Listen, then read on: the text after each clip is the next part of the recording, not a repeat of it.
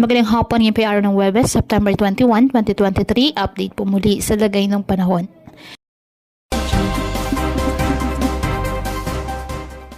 Intertropical Convergence Zone or ITCZ patuloy pa rin po na nakakaapekto sa Mindanao ayon sa Pag-asa, at mga localized thunderstorms naman ang nagpapaulan sa iba pang bahagi ng ating bansa. Samantala, may minomonitor po ayon sa Pag-asa na mga kumpol ng kaulapan dyan po sa may silangan ng Visayas at Mindanao. Ang mga nasabing kumpol na ang kaulapan ay may posibilidad na may mamuong low pressure area sa mga susunod na araw. Kaya patuloy po tayong mag-monitor ng iba pa nating weather updates at sa updates po na ipapalabas ng Pag-asa. Wala pong gale warning na nakataas ngayon sa anumang baybayin ng karagatan, kung kaya malaya pa rin pong makapamalaot ang ating mga kababayang mangingisda at may maliliit na sasakyang pandagat.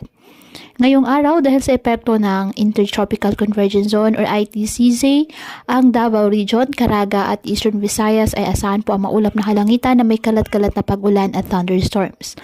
Habang sa nalalabing bahagi naman po ng ating bansa kasama na ang Metro Manila, bahagyang maulap hanggang sa maulap na halangitan with isolated rain showers or thunderstorms dahil pa rin po yan sa ITCZ at localized thunderstorms.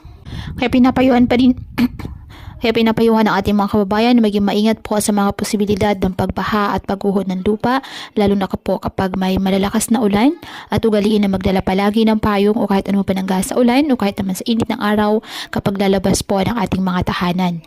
At yan po muna ang update sa lagay ng panahon ngayong araw. Muli patuloy po tayo na mag-ingat at palaging tandaan, God loves you. Stay safe and God bless.